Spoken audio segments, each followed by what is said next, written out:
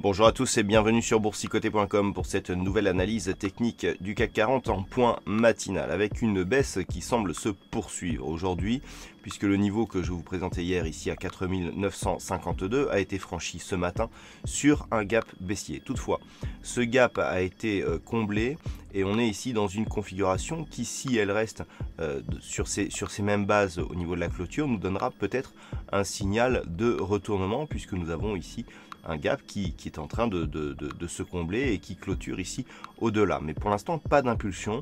Il faut attendre la fin de la séance. On a un nouveau plus bas significatif. Donc en l'état, en daily, on reste sur un flux baissier, mais avec une possibilité de rebond.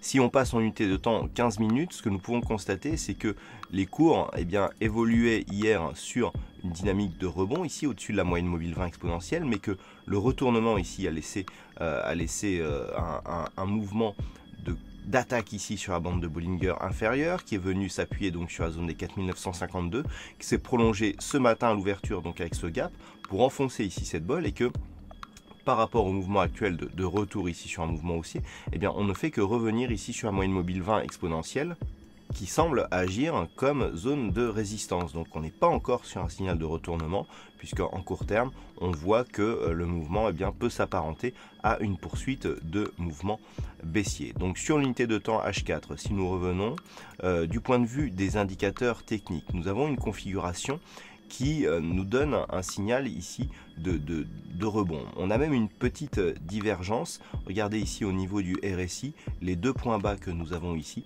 ils sont plutôt haussiers alors que le stochastique est en survente. Si on revient sur les cours, on peut constater ici que les plus bas sont baissiers sur le graphe.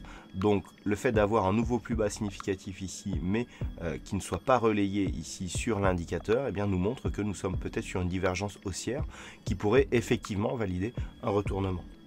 Il faudra attendre toutefois la clôture de cette bougie pour valider cette configuration, la divergence haussière n'étant pas à elle seule un signal qui pourrait nous laisser présager d'un retournement majeur. Alors, comment appréhender cette séance? Donc nous avons ici ce gap à l'ouverture qui est comblé.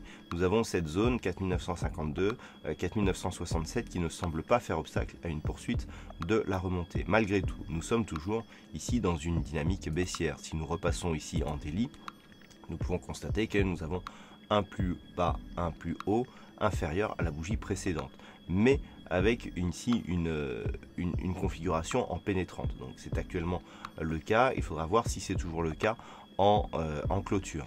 Donc aujourd'hui, ce qu'il faut surveiller, c'est éventuellement une poursuite du mouvement haussier.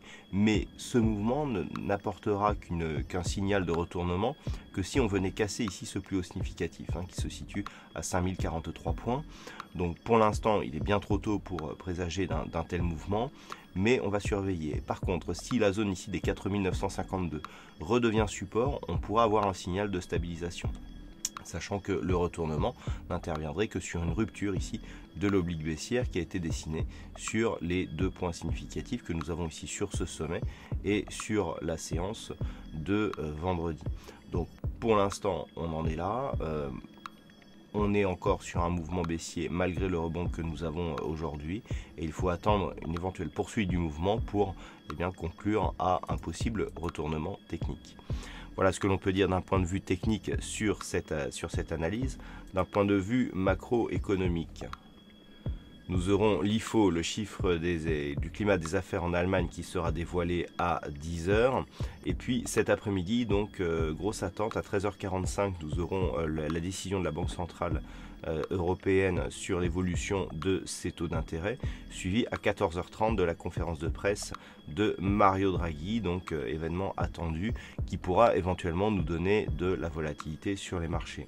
Dans le même temps, à 14h30 du côté des États-Unis, nous aurons le chiffre de commande de biens durables et les inscriptions hebdomadaires au chômage. Et puis à 16h, toujours du côté des États-Unis, nous aurons les chiffres de promesses de vente de logements, donc les chiffres de l'immobilier américain.